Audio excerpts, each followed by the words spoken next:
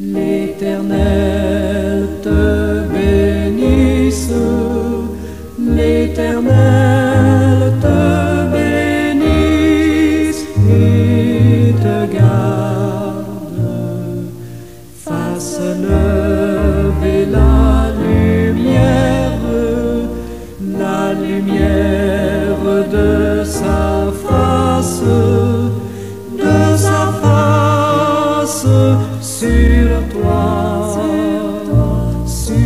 toi, use de grâce envers toi et te donne la paix, et te donne la paix.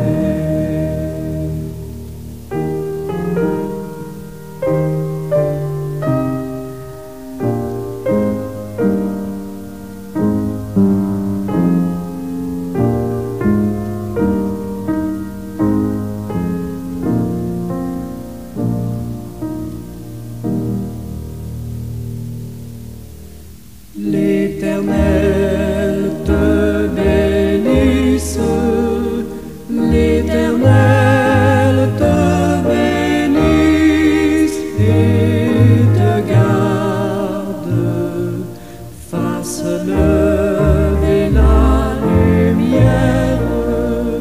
la lumière de sa face sur toi, use de grâce envers toi et te donne la paix, et te donne la paix.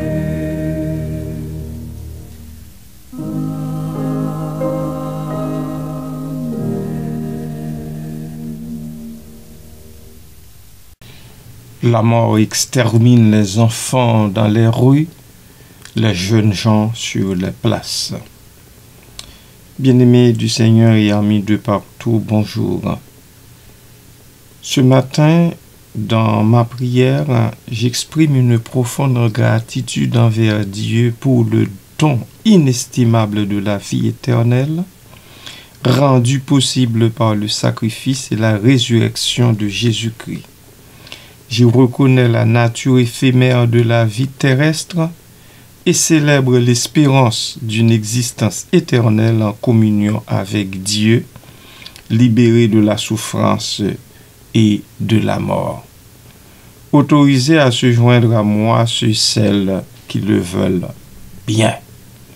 Je vais essayer d'aller le plus lentement possible. Seigneur Dieu, Père Tout-Puissant, je me prosterne devant toi, le cœur rempli d'une gratitude infinie.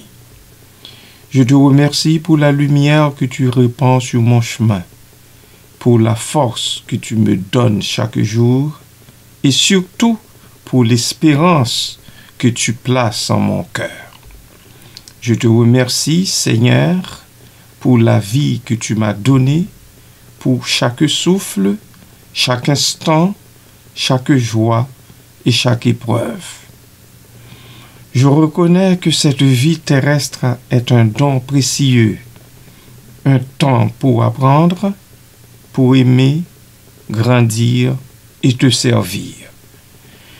Mais je sais aussi, Seigneur, que cette vie est passagère, qu'elle est soumise à la fragilité et à la finitude. C'est pourquoi, Seigneur, je te remercie plus que tout pour le don incommensurable de la vie éternelle. Je te remercie pour Jésus-Christ, ton Fils bien-aimé, qui a accepté de s'incarner, de vivre parmi nous, de souffrir et de mourir sur la croix pour racheter nos péchés et nous ouvrir les portes du royaume des cieux. Je te remercie, Seigneur, pour le sacrifice de Jésus, pour son amour infini et sa miséricorde sans borne. Je te remercie pour sa résurrection, qui est la preuve de ta victoire sur la mort et le péché, et qui nous donne l'assurance de notre propre résurrection.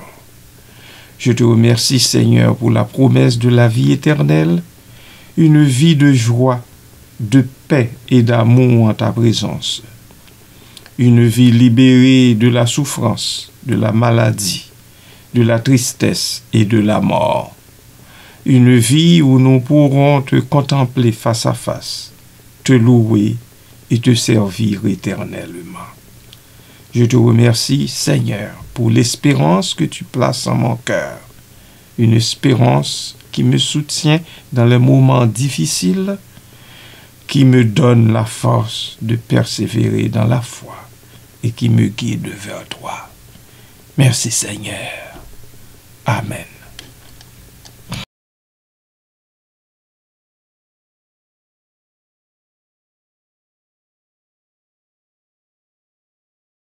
Ce mot dès que brille l'aurore, ce mot dès que le soleil luit, pendant le jour se montre encore, se montre avant la sombre nuit.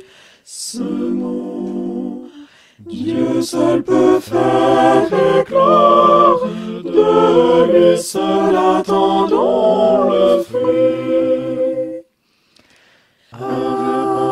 Répandons la divine semence dans le succès, comme dans le mépris.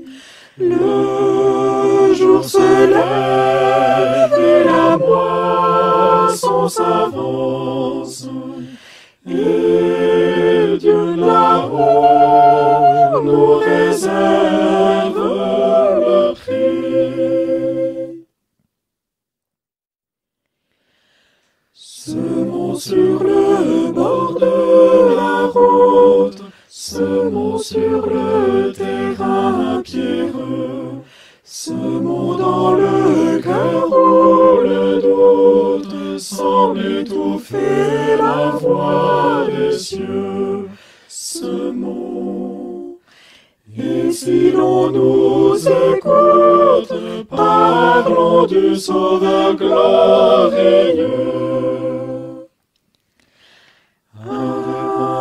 Répandons la divine semence dans le succès, comme dans le mépris. Le jour se lève et la moisson s'avance, et Dieu là-haut nous réserve le prix. Semons lorsque dans sa tristesse notre cœur murmure à quoi bon. Répétons à tous la promesse et l'évangile du pardon. Semons bientôt douce allégresse, luira le jour de la moisson. Répandons la divine semence dans le succès, comme dans le mépris. Le jour se lève et la moisson s'avance, et Dieu là-haut nous réserve le prix. La mort, la faucheuse. Cette maxime poignante et évocatrice dépeint la mort comme une force implacable et indiscriminée. Elle frappe différents âges et dans divers lieux du quotidien. Elle suggère une perte tragique et prématurée, soulignant la vulnérabilité de la vie face à la fatalité. L'image de la mort qui fauche est particulièrement puissante, évoquant une moisson brutale et inattendue. Je vais essayer d'analyser ces deux vers, ces deux particules de phrase. La mort a fauché l'enfant dans la rue. Cette première partie de la maxime est particulièrement bouleversante. L'image de l'enfant fauché dans la rue est d'une tristesse infinie. Plusieurs éléments contribuent à cette émotion. L'enfant représente l'innocence, la pureté et l'avenir. Sa mort est perçue comme une injustice profonde, une perte de potentiel et de joie. L'enfant n'a pas eu la chance de vivre pleinement sa vie, de découvrir le monde, de réaliser ses rêves. L'enfant est intrinsèquement vulnérable.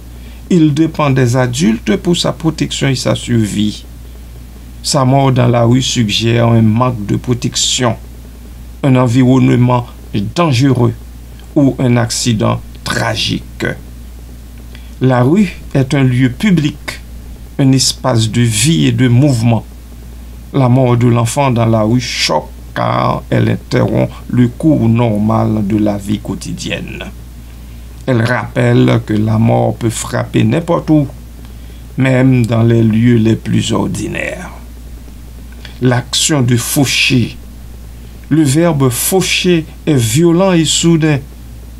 Il évoque une action rapide et impitoyable qui ne laisse aucune chance à la victime. La mort est personnifiée comme une faucheuse, une force destructrice qui moissonne les vies sans distinction. Cette première partie de la maxime peut évoquer différentes situations. Un accident de la route, une maladie infantile, la violence urbaine ou même une catastrophe naturelle. Quel que soit le contexte, elle exprime une douleur profonde et une perte irréparable. Semons sur le bord de la route, semons sur le terrain pierreux, semons dans le cœur où le doute semble étouffer la voix des cieux. Semons.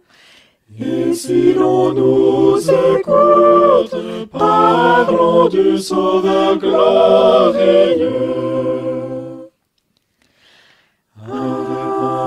Répandons la divine semence dans le succès, comme dans le mépris. Le jour se lève et la moisson s'avance, et Dieu d'en-haut nous réserve le prix. Seigneur, je sais que je ne suis pas digne d'un tel don. Je suis un pécheur faible et imparfait, mais je crois en ta miséricorde et en ton amour infini. Je crois que par le sacrifice de Jésus-Christ, mes péchés sont pardonnés et je suis réconcilié avec toi. Je te prie, Seigneur, de m'aider à vivre cette vie terrestre en accord avec ta volonté. Aide-moi à aimer mon prochain comme toi, tu nous aimes, à pardonner à ceux qui m'ont offensé à être un témoin de ton amour et de ta vérité dans le monde. Aide-moi à me préparer à la vie éternelle en cultivant la foi, l'espérance et la charité. Aide-moi à me détacher des biens matériels et à me concentrer sur les richesses spirituelles. Aide-moi à vivre chaque jour comme si c'était le dernier, en étant toujours prêt à te rencontrer. Je te confie, Seigneur, tous ceux qui sont dans la souffrance, ceux qui sont malades, dont Stéphanie, Pierre-Louis et aussi, Seigneur, Daniel Bonhomme. Merci, Seigneur, de toucher ces femmes terriblement atteintes, terrassées même. Merci, Seigneur, de toucher ceux qui sont seuls, ceux qui sont dans le deuil. Donne-leur la force de supporter leurs épreuves et l'espérance de la vie éternelle. Je te confie également tous ceux-là qui ne te connaissent pas encore, ceux qui sont perdus et qui cherchent un sens à leur vie. Touche leur cœur, ô Dieu, et ouvre leurs yeux à ta vérité. Merci, Seigneur. En Jésus-Christ, mon Seigneur, mon Sauveur, je te rends grâce pour la promesse de la résurrection et de la vie éternelle. Que ton Esprit Saint me guide et me fortifie chaque jour, afin que je puisse vivre une vie digne de ton appel et hériter de ton royaume éternel. Merci, Seigneur. Amen. Semons lorsque dans sa tristesse notre cœur murmure à quoi bon. Répétons à tous la promesse et l'évangile du pardon. Semons bientôt douce allégresse, luira le jour de la moisson.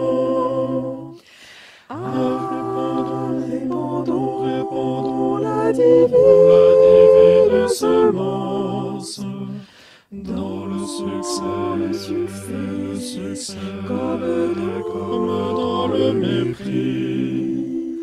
Le jour se lève et la moisson s'avance, et Dieu là-haut nous réserve le prix. La mort fauche les jeunes gens sur les places. Telle est la seconde partie de la maxime qui élargit le champ de la tragédie. Elle ne se limite plus à l'enfant, mais s'étend aux jeunes gens, et le lieu change également, de la rue à la place. Le passage à l'âge adulte. Les jeunes gens représentent une étape de la vie différente de l'enfance. Ils sont en transition vers l'âge adulte, plein d'énergie, d'ambition et d'espoir. Leur mort est également tragique car elle interrompt leur développement personnel, leur projet d'avenir et leur contribution potentielle à la société. La place est un lieu de rassemblement, de rencontre, de socialisation. C'est un espace où les jeunes gens se retrouvent pour discuter, s'amuser et construire des liens. La mort sur la place suggère une perte collective, une communauté endeuillée. Elle peut évoquer des événements tragiques tels que des attentats, des émeutes ou des accidents de masse. La généralisation. L'utilisation du pluriel « les jeunes gens » suggère que la mort ne frappe pas une seule personne, mais un groupe. Cela s'amplifie. Cela amplifie l'impact émotionnel de la maxime, car elle évoque une perte massive et une tragédie collective. Cette seconde partie de la maxime peut évoquer des situations variées. Des conflits armés, des épidémies, des accidents de grande ampleur ou même des suicides collectifs.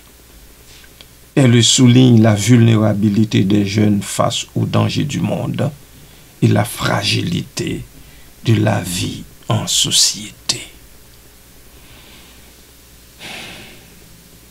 Je dois reprendre mon souffle ici, bien-aimé de Dieu. Ce monde est que brille l'aurore, ce monde est que le soleil luit. Pendant le jour se montre encore, se montre avant la sombre nuit. Ce monde, Dieu seul peut faire éclore, de lui seul attendons le fruit.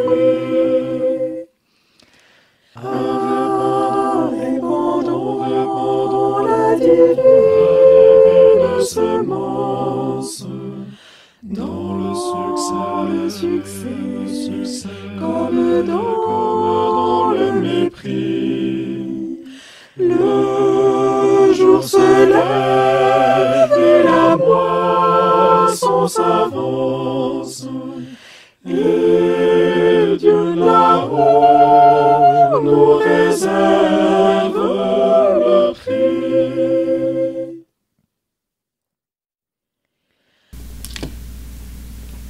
Quid de l'interprétation globale de la maxime? Ensemble, les deux parties de la maxime créent un tableau saisissant de la mort qui frappe à tous les âges et dans tous les lieux. Elle souligne au moins 4 éléments: l'omniprésence de la mort, la fragilité de la vie, la douleur de la perte et la nécessité de la mémoire. L'omniprésence de la mort. La mort est une réalité inévitable qui peut frapper à tout moment et en tout lieu. Elle ne fait pas de distinction d'âge, de statut social ou de lieu de résidence. La vie est précieuse et fragile et peut être interrompue brutalement par la mort. Il est important de chérir chaque instant et de vivre pleinement sa vie.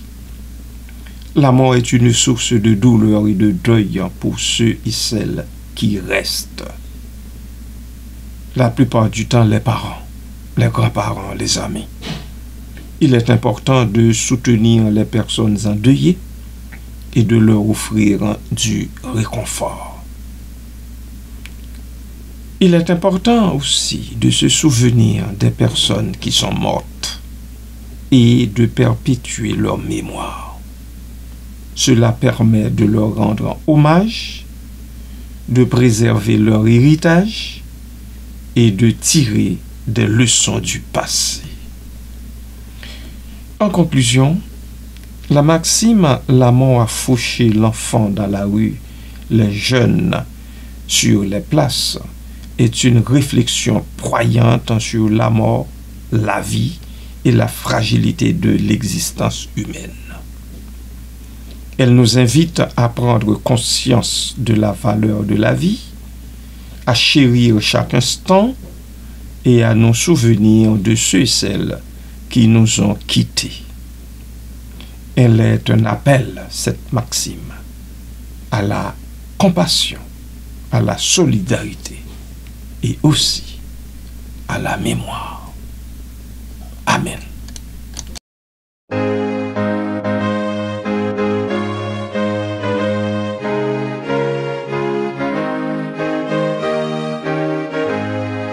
Jusqu'à la mort, nous te serons fidèles. Jusqu'à la mort, tu seras notre roi. Sous ton drapeau, Jésus, tu nous appelles. Nous y mourrons en luttant avec foi. Jusqu'à la mort, c'est notre cri de guerre. Le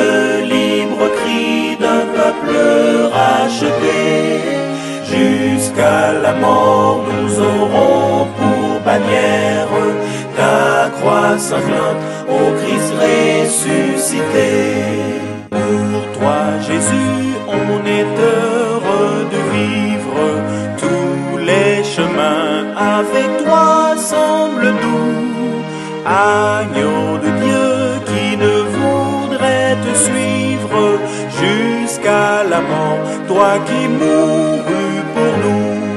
Jusqu'à la mort, c'est notre cri de guerre, le libre cri d'un peuple racheté. Jusqu'à la mort, nous aurons pour bannière ta croix sanglante, ô Christ ressuscité. Mais, ô Sauveur, tu sais notre faiblesse, nous tomberons sûrement en chemin. Si tu ne viens accomplir ta promesse, jusqu'à la mort, nous tenons par la main. Jusqu'à la mort, c'est notre cri de guerre, le libre cri d'un peuple racheté. Jusqu'à la mort, nous aurons pour bannière ta croix sanglante, ô Christ ressuscité. Que ton esprit nous guide et nous anime, et que sa flamme embrasant tous nos cœurs, nous devenions par toi sainte victime, sur la mort même un peuple de vainqueurs. Jusqu'à la mort, c'est notre cri de guerre, le libre cri d'un peuple racheté. Jusqu'à la mort, nous aurons pour bannière ta croix sanglante, ô Christ ressuscité.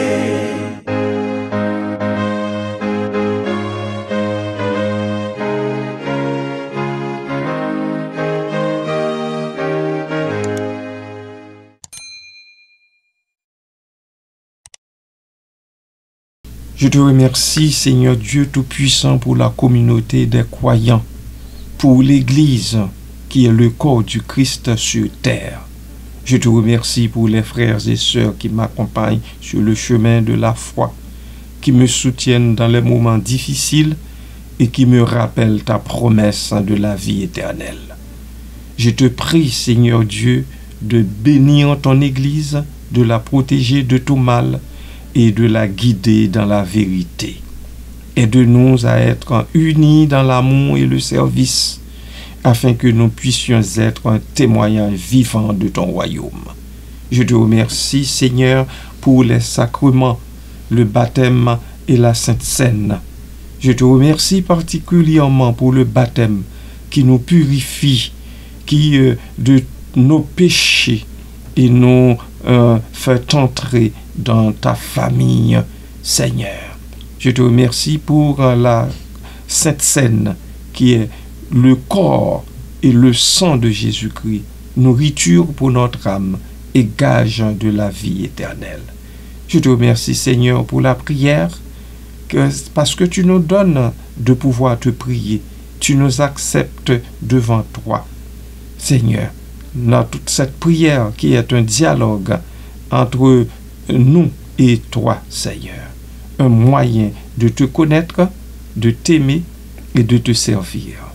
Aide-moi particulièrement à prier avec ferveur et persévérance, afin que je puisse grandir dans ma relation avec toi. Je te remercie, Seigneur, pour la Bible, qui est ta parole, une source de sagesse, de vérité et d'inspiration. Aide-moi à lire et à méditer ta parole chaque jour, afin que je puisse connaître ta volonté et la mettre en pratique.